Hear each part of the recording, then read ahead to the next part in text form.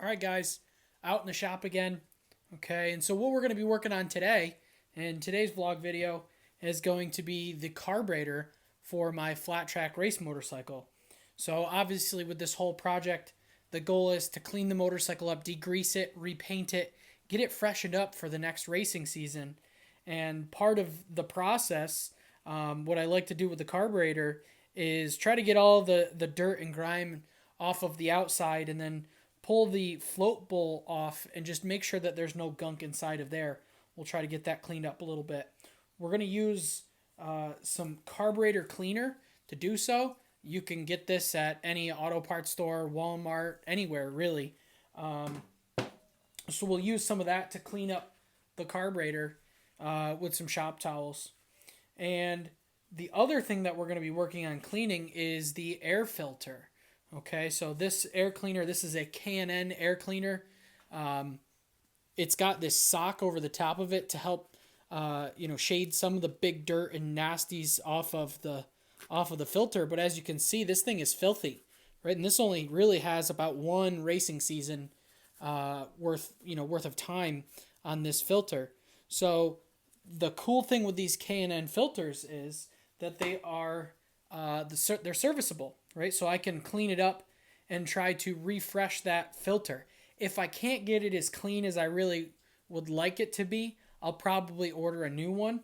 But we're going to try to use this K&N cleaning kit to see if we can get that filter cleaned up a little bit. So we'll get the carburetor scrubbed up. We're going to clean the air filter, and then we'll probably get this mounted on the motorcycle. Okay, so later in the week, what you're also going to be seeing me do is I'm going to work on some of the body work of the motorcycle. We'll get the gas tank on. We will get the tail section on. We do have to do a little bit of repair on that.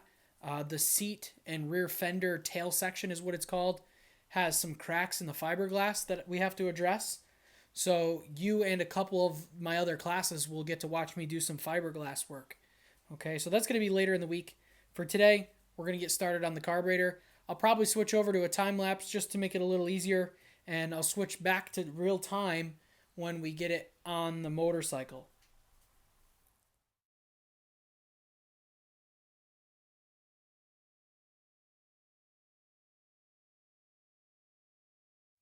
All right, so I wanted to bring you guys back into live time really quick to tell you about a couple different things here.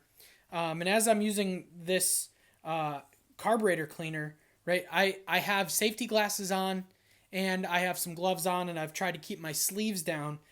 This carburetor stuff is pretty nasty stuff. If you get it in your eyes, it feels like you got sprayed in the face by pepper spray. It's the worst feeling ever. I try to keep my mouth closed so that any overspray doesn't bounce up into my face. Probably would benefit from even wearing like a face shield or a face mask of some kind. So this stuff is not very nice. It can be kind of an irritant on your skin. So that's why I'm using gloves and rolling my sleeves down, because it can irritate your skin a little bit. It is under pretty high pressure, right? So the nice thing about this stuff is when it blasts out of the can, it does help clean out a lot of the nasty stuff on the outside, but it's really meant for cleaning out the jets of the carburetor. So inside of these carburetors, there are little passageways and little tubes that have tiny holes inside of them. And those are what are pressurizing and directing the fuel inside of the carburetor. So right in this carburetor is going to be what's creating a fuel and air mixture before it enters the combustion chamber of the engine. So inside of those tiny little holes, if we pull in any amount of dirt or grime or whatever, and those jets get clogged up, obviously the motorcycle is going to starve for fuel. So this long hose or the long straw that you guys typically see on these cans is kind of nice because it helps you direct this stuff into the jets. I'm more than likely not going to pull this carburetor apart, probably the float bowl, just to check and see if it's kind of nasty.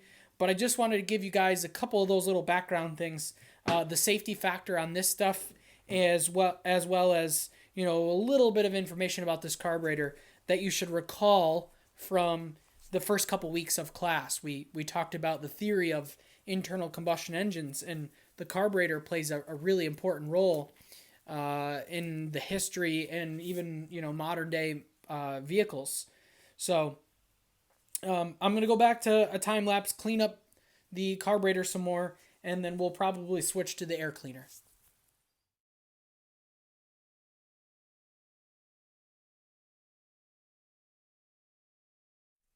All right, so I pulled the float bowl off of this carburetor just to check and make sure that nothing looks too gunked up in there.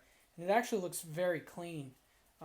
There's, a good chance that if you leave fuel inside of an engine, inside of a carburetor, and don't drain it, and you let it sit there for a while, that fuel will kind of get all gunked up and nasty. And that's why in the springtime, when you go to start, say your lawnmower or a weed whacker, and doesn't want to start, well, chances are you left some kind of fuel residue in there and it's gotten all nasty.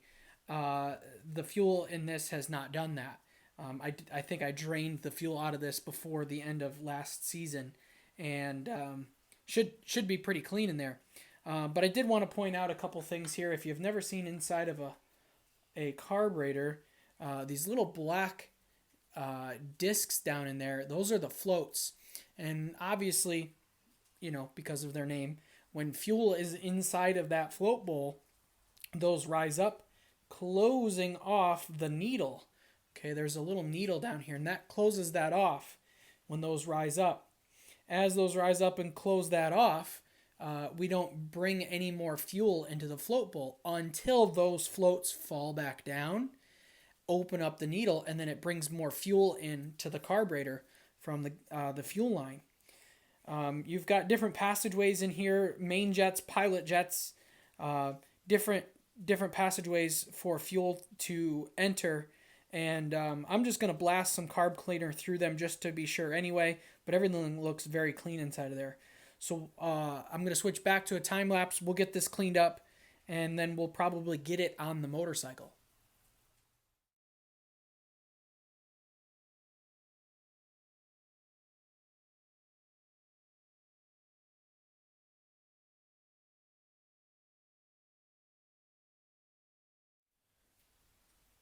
Okay, guys, the carburetor is on the motorcycle, and we're over here at the bench again, and we are going to work on cleaning the air filter. I've got the instructions here, and essentially what they say is to apply the cleaner, let it sit for 10 minutes to soak into the dirt, and then take it to a hose and lightly rinse off the dirt and the cleaner from the inside out, and then dry the filter. And once it is dry, apply some oil to the filter. Okay, so we're going to work on that. I'll probably go inside off camera if my wife will let me use the kitchen sink to clean this off, because it is raining outside and I don't really feel like standing outside with a garden hose. So I'll bring you guys back when I've got the cleaner rinsed off and we're applying the oil. We'll see if this filter looks any better. All right, guys, so took the filter in, sprayed it down with the cleaner, and then cleaned the filter back out from the inside in my kitchen sink. So I went ahead and sprayed it down again with some of this cleaner, and I'll hit it quickly with a little bit more. It's pretty well cleaned up. It's much better than it was before. And obviously, the air filter's job is to keep dirt and grime from getting into the carburetor. So if it's already saturated with dirt and mud and whatever, it's not going to be able to do its job. And it's also going to starve the motor from getting air into the carburetor. Okay, so we'll go back inside. I'll rinse this stuff out, and then we should be able to get it on the motorcycle, and that'll probably be it for today. Like I said, the rest of this week we're going to work on some fiberglass repair and some painting of the fender and seat tail section of the motorcycle, getting some of the body work back on, and probably getting it fired up for you guys at some point this week. Alright guys, so here's the filter after it's been cleaned. If you go back and look at what this thing looked like before we cleaned it, it was pretty filthy. And that filter cleaner works really well. what I'm going to go ahead and do now that we've got it all dried out is put some filter oil on there. So I'm going to put that on the pleats of the filter. Once we get that oiled, we got to let that sit for a couple of minutes, and then we'll go ahead, we'll put it on the motor. At that point, you guys will be kind of watching a time-lapse video of me doing that. We'll get the filter on. The air box, we'll put that back in the frame, get it mounted back up, and on our way to getting this thing fired back up.